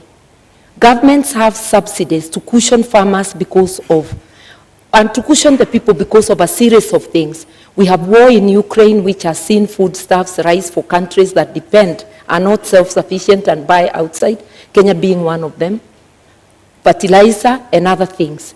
But the money for subsidy, for helping our people with the cost of living, is going, majority of it is going to the cartels. That is where the problem is. The money meant for Galana Kulalu irrigation scheme which could have helped with our food reserves, was stolen. Kenyans knew, even the fertilizer, there was a scandal. Maize, there was a scandal. Kenyans knew who are responsible for those scandals. And Mr. Gachagua is also aware. And together with his captain, they may know more. All right, since mother, who is actually my mother, my late mother is Mother Karigo. Since she joined government, she has been consumed by the lies of the same government. If the honorable mother moved around the country, the lie she's giving here, that fertilizer is 2,500, she will feel very sorry. If she went round to Kemunye, her hometown in Gishogo, the cost of DAP is 6,700. The cost of CAN is 5,900. The cost of 17 is 5,800. The cost of 20 is 5,900. And the cost of urea is 7,200. That was just a lie by the Minister for Agriculture. There is no fertilizer that is available for 2,500. You can walk around to any shopping center, including our hometown. These are the costs of fertilizer. And I want to say, let us stop deceit and lying to the people of Kenya on national television. When my sister here, mother, tells the people, farmers, that fertilizer is 2,500, they start having very serious doubts about her credibility as a future deputy president. Because if she can come here on national television and give prices that are not true, when people are suffering, when people cannot buy fertilizer, her credibility is put into question. A quick I've indicated that the subsidized fertilizer, he's correct, is not available at every retail shop, but it's available at the stores of the national, at the depots of National Cereals and Produce Board. It is a project of the Ministry of Agriculture. I've heard the minister talking about it, and I know of farmers who have accessed it, but I know, and I have stated, it's riddled with corruption, and it's not getting to the people. The honorable thing Mr. Gachagua could do, when you are not aware, you just say you are not aware. You just don't dismiss things as lies when they are happening. The problem with Kenya, money meant to cushion farmers, to cushion consumers, is going to corruption cartels. That is a big problem, and which, as the Azimio government, will rescue Kenyans from. All right, I'm going to give you all 1 minute each to talk to first 100 days on how you'll deal with the cost of living. I'm aware 100% there's no fertilizer anywhere for 2,500. I'm a bottom-up man. I move around this country. It's simply not available. In the first 100 days, we want to do several things. One, bring the cost of food down, bring down the cost of living, bring fertilizer subsidies from 6,700 to 2,500. How will you do that, sir? We'll provide funds for that. These funds that are being proposed now for bringing the packet of unga down for 2 kg is what is supposed to go to fertilizer so that we have a long-term solution. The other one is not sustainable. It's a short-term thing for the elections. We have a plan to focus on primary health care, where community health volunteers are given an allowance to boost their morale and increase their efficiency to deal with preventive medicine as opposed to curative medicine. We have a plan to employ 116,000 teachers within the first 2 years so that we can deal with the shortage of teachers. For that? I will explain to you. I have explained to you that we are stopping wastage in public spending. We have had a lot of projects that are not planned. Okay. We have legacy projects that are of sentimental values to leaders, but have no meaning to the people of Kenya. Thank you, Honorable Gachagua. Yeah. So, your minute. I want to first say that we in Kenya do not have a revenue problem. This year alone, we collected over 2 trillion shillings, the taxman that is. We have a problem of expenditure, non-priority expenditure. That is what we are going to curb. In relation to fertilizer, the subsidies are already in place. It's a question of ensuring they work for the people. It's ensuring that the subsidy for unga continues to the time there will be harvest. The expenditure for operation and maintenance, O&M, is over 600 billion, while salaries are at about 550. You can see operation and maintenance overshooting salaries. We will prioritize what needs to be prioritized to help Kenyans move forward. And for all the things we have said we'll do in 100 days, I have acquainted myself with the budget. The budget lines are sufficient with optimal use. Mr. Gachagua serves in the parliament that passed the budget. He doesn't seem aware that the money is in the budget, including for Baba Care. All right, as we bring this to a close, fuel, the subsidy there expires next month, the same as the one we've seen on Unga. We'll give you a minute each because Kenya Kwanza, you are proposing to set up a legal framework to ring-fence the fuel stabilization fund. IMF, World Bank says stabilization funds are inefficient and regressive. Azimio, on the other hand, you're talking about reviewing the taxes and levies on petroleum products. So different positions here. So 100 days you come into office and there's all of this mess going on and the cost of living continues to be up. In 1 minute, what is unique about this legal framework that you will do with the stabilization fund that hasn't happened so far? We have money available in the budget. We have money that has been put for projects that are not a priority, and that is the money that you need to inject quickly before you can even look at the legal frameworks on assuming government. And that is possible because you look at the Ministry of Agriculture, we have some 50 billion there. That 50 billion will be available to deal with the issues of fertilizer. It will be available to deal with the issue of animal feeds that are beyond the reach of many farmers, so that we can have a quick win. Fuel Stabilization Fund, in your manifesto, how will you fund it? The kitty is currently depleted, so you're not coming to find money. How will you fund it? We have said that we are going to expand our tax base. Once we put the Hustlers Fund of 50 billion and we give to the people down there at the down of the pyramid, we enlarge the people who are paying tax and will have more revenue. And this is the money that will be available to the people of Kenya. Number two, we are talking about the issue of domestic borrowing. We are paying 600 million every year as interest from domestic borrowing.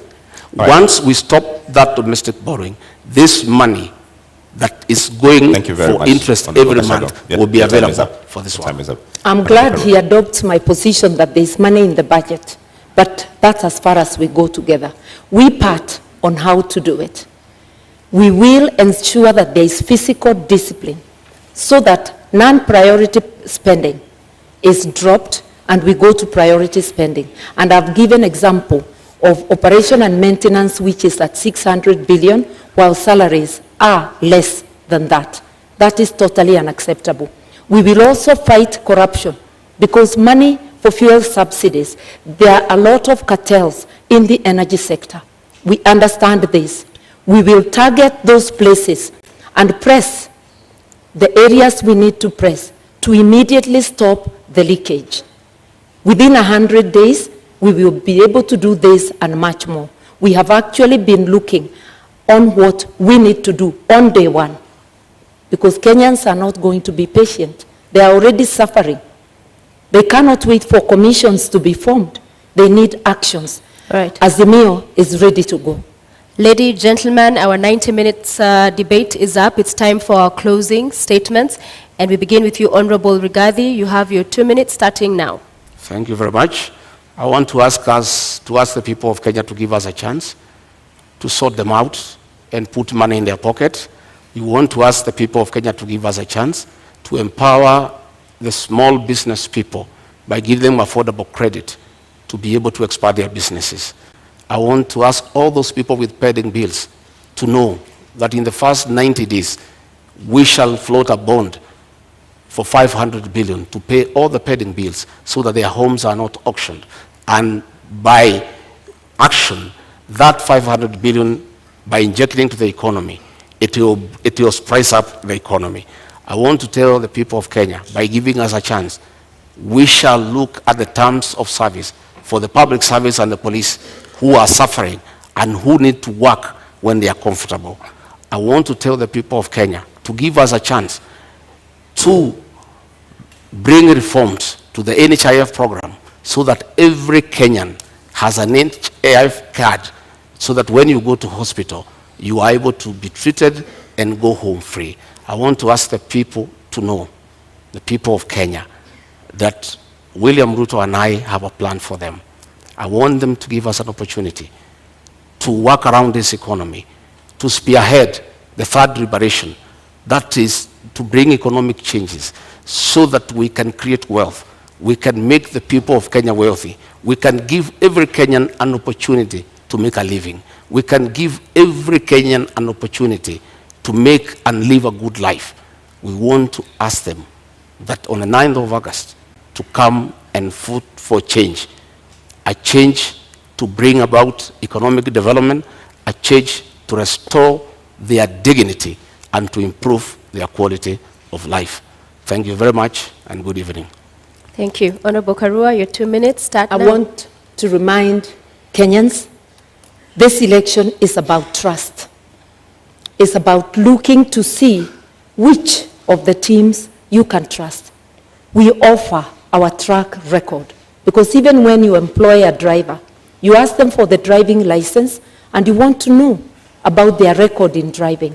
We are asking you to critically examine the teams, and if you do so dispassionately, you will come to a conclusion. I know that Azimio is the team. We will not form commissions to fight corruption. We'll go directly for the jugular of corruption cartels, apply the law across the board, and while we agree that there is need to review salaries in view of the cost of living, it's very easy to promise heaven. Without fighting corruption, without physical discipline, non-priority spending being cut out, that is not possible. But in our Zekana, with an Azimio government, we are going to do this, and together with Kenyans participating and helping us to fight corruption, we will be able to deliver our agenda to you, the 100 days agenda, and each item to reboot the economy so that Kenyans can have a decent life. While we wait to reboot the economy, for you who is unable to put food on the table, rescue is on the way. Within 3 weeks, you put an Azimio government in place, we are going to be able to send to the 2 million families that do not have any means of survival a 6,000 shilling package, which also will act as a stimulus to the economy because it gives purchasing power to 2 million families, which is like 8 million people within the country. Rescue is on the way.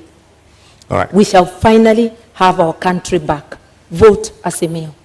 All right, thank you very much, Honorable Martha Karua, Honorable Rigathi Gachagua. We've come to the end of our Deputy Presidential Debate 2022. I invite you to shake hands. Thank you very much. You've all done very well. Thank you very much.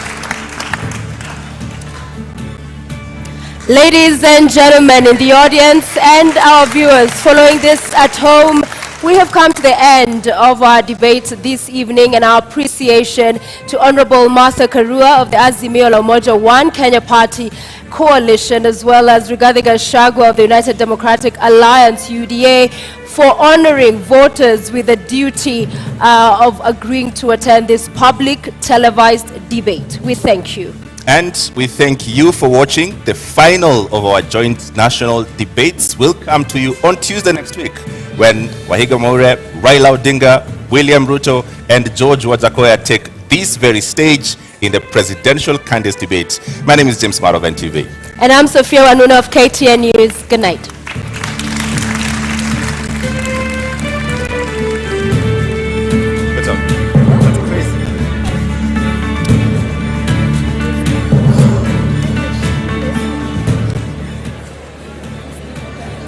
Yes, what is that? And thank you all for tuning in to the Deputy Presidential Debates just moments after the second debate has ended. Prof, direct to you. Are you impressed? Were your issues addressed? Good to see, good to see, good to see. Yeah, thank you, Trevor. I think you guys did excellent. Thank you very much. Appreciate it. it was wonderful. The debate actually did not address the sort of central issues we're looking at. Yeah. But on the very positive side, I think the debate spent time on what's ailing this country. And I'm very, very happy that for the first time in history, we have two parties from inside government, so that we are able to know what's actually ailing Kenya. The theft, the corruption, the inflated government project costs, the state capture, lack of ethics amongst those who are in power, families and so on. I'm actually very happy that this fight between Uhuru and Ruto is actually exposing to us the real problems that this country actually have. Yeah, because I would like to imagine if the president was on the same side as the deputy president, would have not known any of these things. Yeah. There would have remained accusations. But this went into all sorts of interesting details all the way to the cases in court, to those who have captured the country, to those who are stealing money, that is being used, that should be used to subsidize Kenyan lives, to those who are doing business with the state, to those who are determining prices of what we buy, and so on. So I think there was very good texture. Yeah. Ideally, we would have wanted to hear more about the manifestos. Yeah. But what I lost in terms of the details of the manifestos, I think I gained 100% by having these confessions about rampant looting and theft of our people. Okay. Killing our people in the hospitals. We know now the issues in agriculture. Yeah. We know the reason why we cannot buy bread at the correct price. We know the cartels in the energy sector. We know all this thanks to this wonderful debate. Okay. Yeah, so I really congratulate the two teams for exposing to Kenyans the rot that has become our country and the incompetence of those who are in power, who are ruling us now. Thank you. All right. Nerima, you wanted to hear the how of the manifestos. Did you get your answers? Not very directly. Unfortunately, a lot of the questions that I wanted answered, the meat of the conversation was coming toward the last 20 minutes of the debate. So I did hear in terms of, Honorable Karua talking about the 2 million people who will be supported with the 6,000 shillings with the social welfare, touched on Babacare, and I did hear Honorable Rigathi talking about the Hustler Fund. I mean, it's 50 billion shillings, but then just because you give people resources, he talked about the pyramid and it going down, and we know a lot of youth is where they're at the bottom of that pyramid. It doesn't mean as soon as you get money, let me tell you, you're paying back your loans. Because a lot of people right now are living on debt. So they're going to be repaying that. So it's not going to be that easy. Nerima, hold on one second. Let's cross over to Martha Karua, who's just finished the debate. Mtazamaji popote pale ulipo, kilicho na mwanzo kosi mwisho na hatimaye mdahalo umetamatika. Na hapa nipo na Bi Martha. Bi Martha, shukrani za dhati kwa kutenga muda wako na kujiunga nasi. Ningependa kujua hisia zako ni zipi? Mdahalo umekwenda vipi? Je, umeafikia matarajio yako? Nafikiria nimeafikia, umeenda vyema. Tumedebate bila balaa yoyote, tumeendelea vyema. Naam, shukrani sana na nakutakia kila laheri na kwa heri. Na mwenzangu ni Mdotabu, bila shaka atakuwa anajiunga nasi baada ya muda usiokuwa mrefu akizungumza na mgombea mwenza wa UDA Rigathi Gachagua, na atakuwa anatueleza je, hisia zake ni zipi, na je amefikia matarajio yake, je ameweza kuwashawishi wa Kenya kumpigia kura ifikapo Agosti 9. Nimrod, kama unanipata, naam, labda tu tujiongee upande huu. Pole. Naam, asante sana. Bila shaka ni mdahalo ambao umekamilika. Tumezungumza na mgombea mwenza wa kwanza. Wacha tuzungumze na Mheshimiwa Rigathi Gachagua. Mheshimiwa Rigathi Gachagua, dakika zilikuwa ni saa zima na dakika 30. Unajihisi namna gani baada ya mdahalo huu? Nimefurahi. Ilikuwa mazungumzo tumepata kuongelesha wa Kenya, lakini sijari kwa sababu tulitaka tupewe nafasi kuongea juu ya maneno na masuala ambayo yanahusu wa Kenya, ya uchumi, Tungetaka tuongee mambo ya afya, hatukupata nafasi. Mambo ya housing, hatukupata nafasi. Tulitaka tuongee mambo ya public debt, hatukupata nafasi. Tulikuwa tumeambiwa haya maswali yote yataulizwa, lakini tumekaa sana kwa maswali moja mbili, lakini yale maneno ambayo yanahusu wa Kenya, hasa bei, gharama ya maisha, hatukupata nafasi ya kujadiliana. Natumai kwa waandaji wametoa fursa hii kwamba mdahalo mwingine ambao utakuwa juma lijalo, pengine nafasi hiyo itatokea. Lakini pengine kwa kifupi, kwa wale ambao hawajakata shauri jinsi watakavyopiga kura tarehe 9 Agosti, je, unahisi kwamba umewafikia? Nafikiri Wakenya wengi sana wameweza kunisikiza kinaga ubaga, na nimepata nafasi nzuri kueleza hao mpango wetu ya kwamba katika Kenya Kwanza tunaweka sana maanani mabadiliko ya kiuchumi, tukilinganisha na wale wengine ambaye wanataka mabadiliko ya katiba. Na Wakenya nikiwasikiza pahali pote nitatembea katika Jamhuri la Kenya, masuala ya kiuchumi ndio yanatatiza Wakenya na ndio wanataka suluhisho. Nimeweza kuelezea, lakini kwa kifupi kama ningepata nafasi ya kutosha, tuko na mpango mzuri sana ambaye tungepata nafasi ya kueleza Wakenya, lakini hakuna shida kwa sababu tunaendelea na mikutano. Kesho nitakuwa Murang'a, niko na mikutano 7. Kesho kutwa nitakuwa pande ya Nyandarua. Tutaendelea kueleza Wakenya na tutapata nafasi ya kukutana na hawa na kueleza yale ambayo tumewapangia. Asante sana mheshimiwa, pamoja na familia yako na wote mliokuja. Asanteni sana kwa kuwa pamoja nasi. Mheshimiwa Rigathi huyo pamoja na wale waliokuwa wakimsindikiza baada ya kuhudhuria mdahalo huu. Trevor Mbija, najua bado ukeli na wageni wengi tu ambao wanataka kuzungumza nao wachanganuzi kuendelea na masuala yaliokuwa yakijadiliwa ukumbini. Trevor. Asante sana Nimrod Tabu, lakini kwa sasa tupitie kwa Ken Mijungu na Michelle Ngele mwanzo. Ken? Thank you so much, Trevor. Indeed, about 5 hours and 45 minutes already going. I mean, 4 candidates here tonight. A very exciting debate to help Kenyans just understand, Michelle, what exactly are they choosing from? What ideologies? What is the agenda of these candidates to them? Absolutely, and this debate happening as Kenya enters the home stretch of the 22 electoral season. All of them getting a chance